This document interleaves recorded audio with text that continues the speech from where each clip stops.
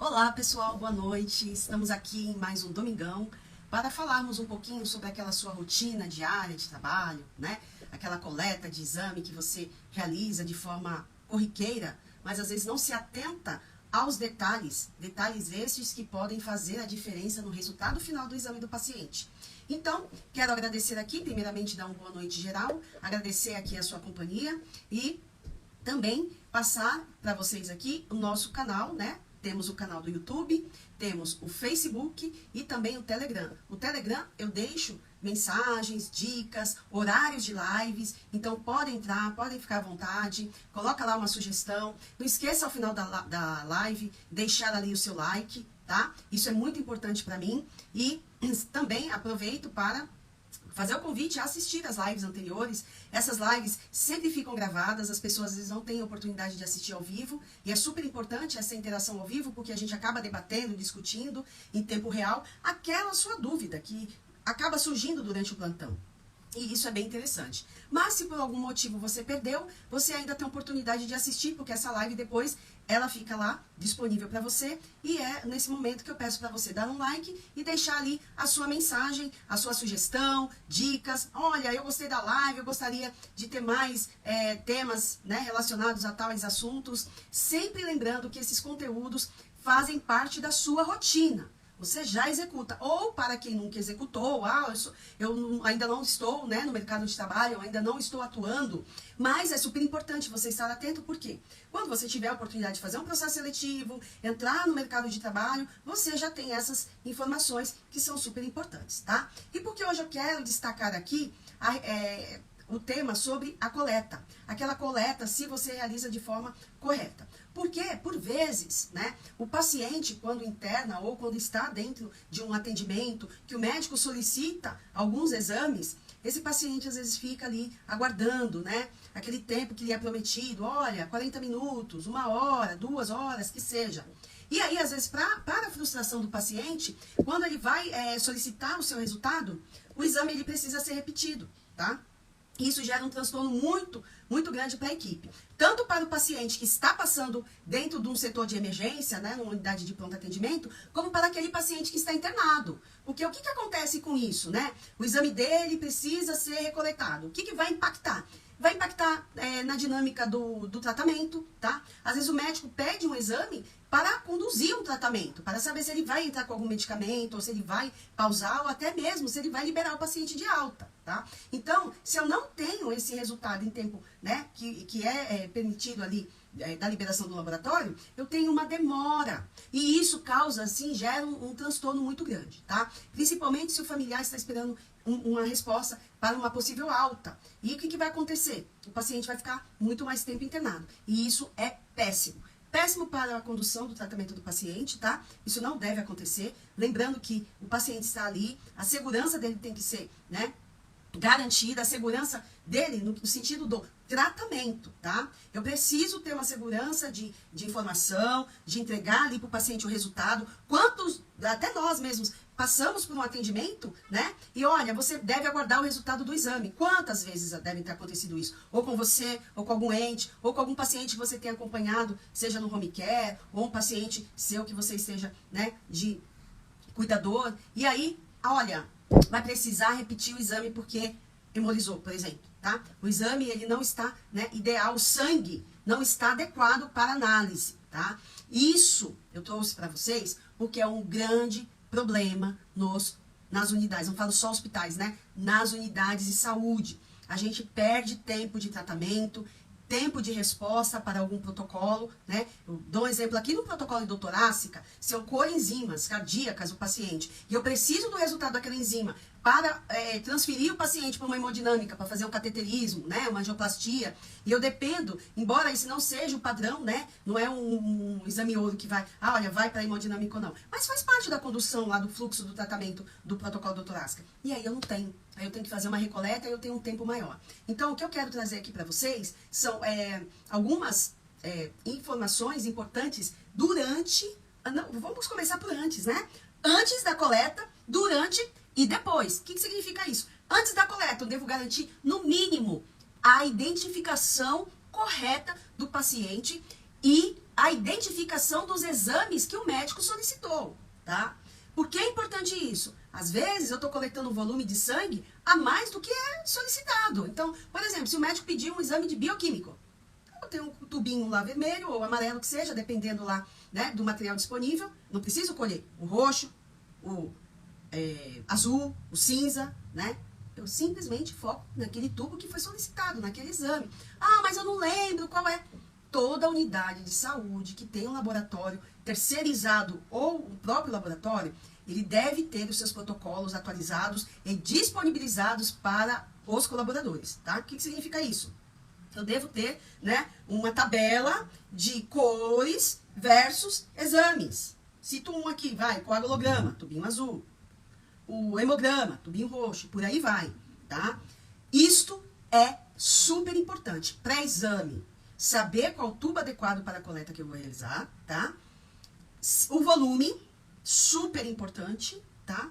Não preciso coletar acima daquele valor ou daquela ml solicitado, né? Naquele exame, se é um exame específico. Quantos ml são naquele tubo? Eu vou mostrar aqui, eu vou dar exemplo mostrando o tubo e onde que você deve, né, estar atento para observar o volume adequado, tá? E a identificação. Por que a identificação? E eu estou enfatizando isso. Acontece do resultado chegar para o médico e o médico olhar e falar, esse exame não é desse paciente. A clínica não condiz com o exame. Quem já teve ou passou por alguma situação, né, não necessariamente que tenha sido com você, a coleta, mas que esteve no plantão e teve que recoletar porque o médico falou, é duvidoso, não é desse paciente. Escreve aqui pra mim, né, durante a live a gente vai debater. Eu já vi várias vezes, tá? Diversas. Tanto no setor de pediatria, como no setor, olha, não foi coletado de forma adequada, às vezes nem é porque trocou, né, de um tubo de um paciente para o outro, mas às vezes não coletou de forma correta, e aí dá impacto no resultado. Quem nunca, né? Então, se você já teve aí alguma situação dessa, ok, já teve uma pessoa que colocou, eu já vivenciei essa situação, é rotina, só que ela não pode ser algo corriqueiro, tá? Isso não pode acontecer, se você, exame é algo muito sério, né? Eu posso dar um diagnóstico errado para um paciente e conduzir ou não para um tratamento. Se eu não conduzo, eu retardo o tratamento dele e aí eu tenho um evento relacionado à falta de comunicação. E se eu também faço um tratamento que não é adequado porque o exame não teve um parâmetro adequado, também eu tenho um evento adverso, tá? E a gente perde paciente por causa disso. A gente tem relatos publicados, tá, de erro em diagnóstico. Não vai falar, é hospital do SUS, não. Hospitais de ponta. Acontece, são seres humanos trabalhando, tá? Coletando. Então, se você que está aí do outro lado é uma pessoa que faz coleta, redobre a sua atenção e o seu cuidado, porque trata-se de um paciente, de uma vida, do amor de alguém, né? De uma outra pessoa que está ali esperando o seu resultado. Então, identificação, tá? Nunca faça uma identificação no tubo sem ter o pedido e conversar com o paciente. Ah, o paciente não fala, está desacordado ou inconsciente ou não tem, né, uma percepção adequada para responder. O acompanhante, tá? Ou a pulseirinha de identificação. No mínimo, algo que você identifique que aquele paciente condiz com o pedido, tá? Em laboratórios, né, fora um pouquinho do hospital, ele exige uma identificação. O RG é algum documento que identifique, tá? E aí, você faz a identificação correta. No mínimo, nome completo, data de nascimento. No mínimo, tá? E aí, você, sim, encaminha para o laboratório de forma adequada. Então, pré-exame, a identificação é adequada. Segunda coisa, explicar o procedimento para o paciente, tá? Então, né, sempre pedir para ele confirmar o nome dele, tá? Olha, me confirma o nome do senhor, da senhora completo, ok, condiz ali com o pedido, condiz ali com a identificação que você fez, olha, eu vou coletar o exame do senhor, da senhora, ponto, simples assim. Segunda, tá? Não, terceira, né? Porque identificação, explicar o procedimento para o paciente, higienizar as mãos e preparar os EPIs. Você sabe qual o EPI mínimo para a utilização aqui de uma coleta? Escreve aqui para mim se você tem essa informação e se você sabe. Se não sabe, tudo bem. Pode falar, olha, eu tenho dúvida. Eu acho que é esse, não sei se está certo. Aqui não tem certo nem errado. Aqui tem o que você precisa saber. Então, coloca aqui para mim o mínimo que você tem de EPI, que você precisa ter de EPI para realizar uma coleta.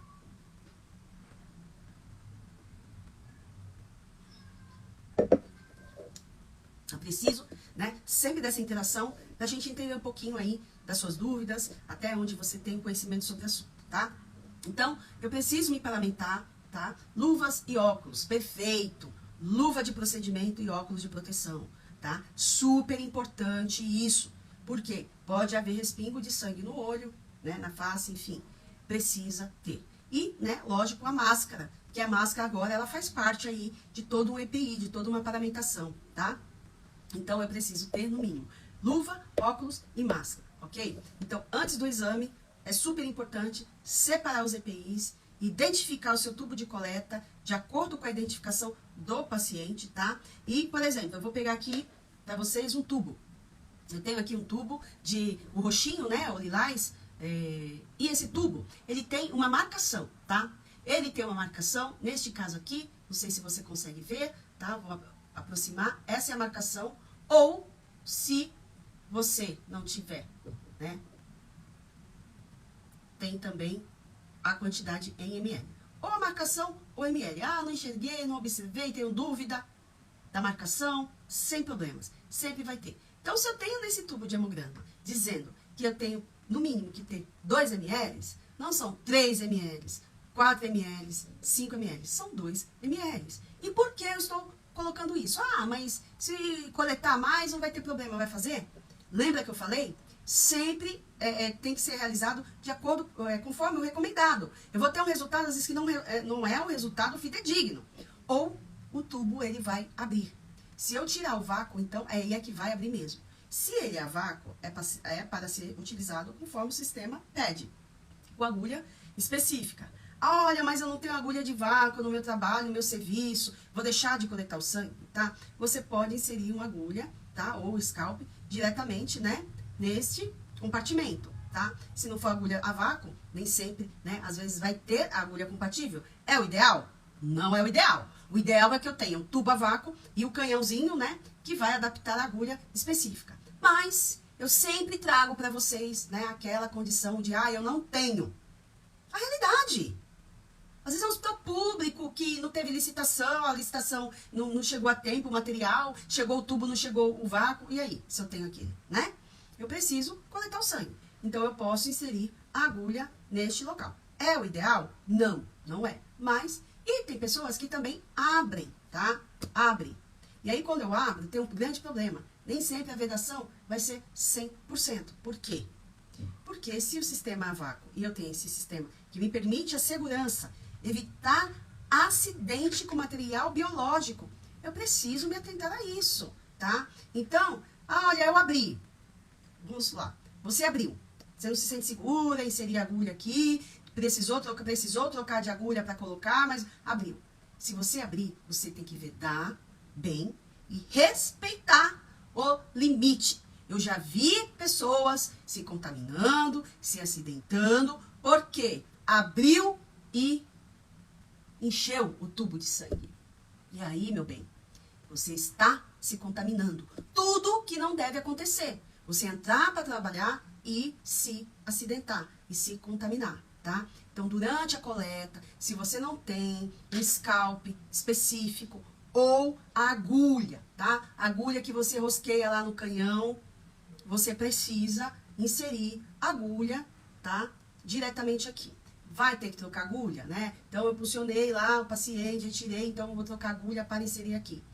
É super importante se atentar para não se contaminar, tá? Se você tiver que fazer este procedimento, então faça com atenção e com a quantidade permitida. E na outra situação, pior ainda, tá? Não estou ensinando a fazer errado, eu estou te trazendo a condição de que você não tem, eu tenho que falar a realidade. Eu tenho que falar a realidade, eu já fui funcionária pública, estadual, já tive materiais top, assim, que hospitais privados não tinham. Às vezes eu não tinha uma agulha. E por que? Que às vezes eu me questionava, na época eu não entendia. Nossa, mas eu tenho esse equipamento que é mega caro e não tem uma agulha que é simples. Simples assim. Os hospitais públicos passam por processo de licitação. É diferente o sistema de compra, não é? Olha, eu posso comprar ali, pegar o dinheiro igual um hospital privado e comprar numa emergência, num fornecedor X. Eu preciso abrir licitação. Mesmo que abra, que a pessoa tenha ganho, a empresa ganhou a licitação, ganhou, ok. Só que ele não entrega. Aí deixa o hospital na mão. E aí a gente precisa fazer de um limão, uma limonada, e às vezes uma limonada suíça. Então, eu não estou ensinando você que você tem que abrir o tubo, não utilizar agulha, tá? Eu estou trazendo uma realidade. Eu preciso que você tenha segurança. Se você tiver que fazer uma prática, porque você não tem o material adequado, que você faça essa prática de forma o mais seguro possível, tá? Obedeça o limite do tubo, né? Ao trocar a agulha, né? Prestar atenção para não se contaminar, tá? E ao inserir a agulha aqui, porque tem uma borrachinha, né? Sempre com atenção para a agulha não entortar, tá? Com firmeza e a quantidade adequada, tá? Sempre deixando o sangue cair, né? Sempre escorrendo, né? Na base do tubo, tá? Sempre escorrendo na base do tubo. Nunca, né? Fazendo assim, injetando dessa forma, porque aí eu tenho quebras sempre e aí o meu exame não fica compatível, hemoliza e eu preciso fazer uma recoleta. Tudo aquilo que eu expliquei, né? O paciente está esperando um resultado que não vem, tá? Então, durante a coleta, atentar para a quantidade solicitada, a agulha que você vai utilizar, se você vai utilizar a agulha a vácuo, sempre obedecendo tanto uma agulha como a outra, o limite, se atentar para os EPIs, tá? Após a coleta, eu preciso encaminhar de imediato esse exame, né? Eu não posso deixar o exame parado lá na bancada. Acontece isso? Acontece. Às vezes o médico quer dar alta para o paciente, liga para o laboratório, o resultado, o exame não chegou aqui. Acontece? Já vi acontecendo. E aí quando acontece, o negócio fica feio. Por quê? O paciente vai reclamar, e com razão. Puxa, coletou meu exame, deixou na bancada. Pessoal, coletou o exame do paciente, já encaminha para o laboratório. Setor, é unidade de urgência e emergência, unidade de pronto atendimento, não é para deixar o exame parado na bancada. Coletou, encaminhou. Se for um exame, ainda mais se for, protocolo do Asca, protocolo de sepse, que eu preciso do lactato, o quanto antes, para dar a conduta adequada para o paciente, tá? Eu não vou ter esse tempo hábil, porque o exame não foi encaminhado. Ah, mas acontece isso? Infelizmente acontece, tá? Por falta de atenção ou por falta de conhecimento. Ah, vamos colher esse, daqui a pouco chega mais outro, vamos deixar juntar aí uns tubinhos, aí eu levo tudo de uma vez? Não faça isso. Se você tiver um período de experiência aí que você não deve fazer mesmo, em nenhuma hipótese, você acaba sendo o quê? Mal, né? Avaliado. Porque a pessoa que está te avaliando vai falar assim, não entende nada de exame, né? Ainda mais de pronto-socorro ou de unidade de pronto atendimento. Se o paciente está ali é porque o exame é de emergência, tá? Diferente de uma rotina de um setor. Olha, o laboratório chegou na UTI às 6 da manhã para fazer a coleta da rotina daquela unidade. O laboratório vai coletar, sei lá, 10 pacientes, 6 pacientes, armazenou e levou. E mesmo assim ele vai coletar de todo mundo, armazenar e levar, tá? Então, o exame coletado não é para ficar na bancada. É para ser encaminhado quanto antes para o laboratório, tá? Se você faz isso, então, já muda o seu conceito. Ainda mais se for locais que trabalham com protocolos, e aí é que não deve mesmo, tá?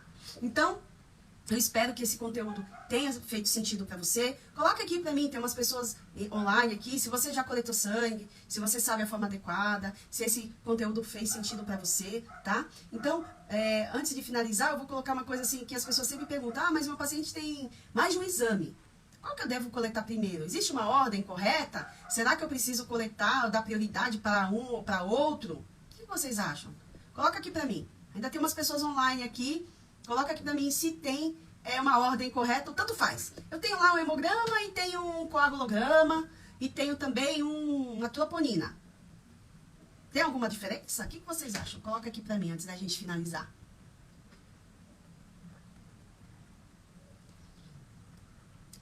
Marta colocou aqui para mim, gratidão pelo seu conteúdo, fez total sentido. Muito bem, Marta, muito obrigada pelo feedback. Logo mostra que vocês que estão aqui são pessoas diferenciadas, tá? E isso é muito importante, porque se eu toquei pelo menos em 1, 2, 3 pessoas aqui, e amanhã ela vai chegar no local de trabalho dela e vai fazer diferente, eu sou muito grata por isso. Porque é um paciente que está sendo atendido de forma diferenciada, que pode ser eu, pode ser você, pode ser seu parente, pode ser qualquer uma outra pessoa, né, que está ali aguardando. E é tudo que a gente quer, né? Um local que nos trate com total segurança, tá? Ana Paula colocou, sensacional, estou adorando, muito obrigada, parabéns. Bom, eu acho que tem, mas não sei. Sim, tem a ordem correta, tá? Então, vamos lá. A ordem sempre é assim, ó. Eu tenho o tubo azul, Porque sempre, se eu tiver algum coagulograma para coletar dentro do pedido médico, né, eu devo priorizar o tubo azul. Por quê, pessoal? Porque cada tubo, tá? Até tenho ele aqui para mostrar para vocês. Cada tubo, ele tem um aditivo, tá?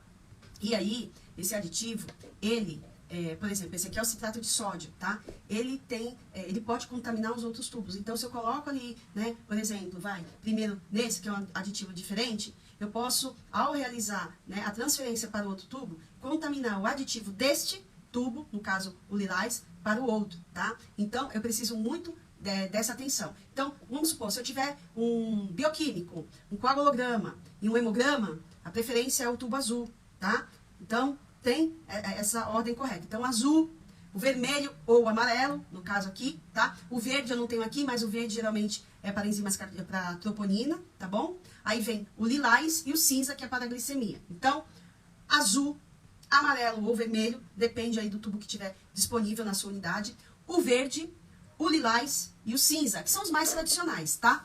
Essa é a ordem. Por quê? Porque quando eu estou, né, transferindo o sangue de um tubo para o outro, eu posso ter um incidente, né? Aconteceu uma contaminação dos aditivos. Então, no caso, o azul aqui é o citrato de sódio, né? E tem outros aqui, no caso, EDTA, é o do hemograma, é um outro aditivo. Então, é sempre importante ficar atento em relação a esses componentes, tá? Isso pode, sim, ter uma alteração. E tudo que a gente não quer, né? Quem gostaria de estar, né, na pele do paciente ou estar como paciente e chegar ali para você super ansiosa pelo resultado, precisa de uma recoleta. Ou porque coletou e trocou o tubo, era de outro paciente, o médico desconfiou daquele resultado, a clínica às vezes não é compatível, tá, com o exame, e às vezes ele pede uma recoleta. Ou então, ao transferir o sangue, né, eu transferi com força, né, exerci uma força ali que não é adequada, e aí eu acabei hemolizando, tá? E aí precisa uma nova recoleta, então eu preciso estar atento, né? Sempre deixar escorrer pela lateral do tubo, de forma gradual, tá? E se infelizmente eu não tiver, se eu tiver um tubo a vácuo e não tiver agulha compatível, né? Sempre pensar em transferir também, da mesma forma, esse sangue, né? Respeitando o limite do tubo, isso é super importante para que você não se acidente. Tudo que não pode ocorrer aqui é um acidente com material biológico, e isso não é difícil de acontecer, tá bom?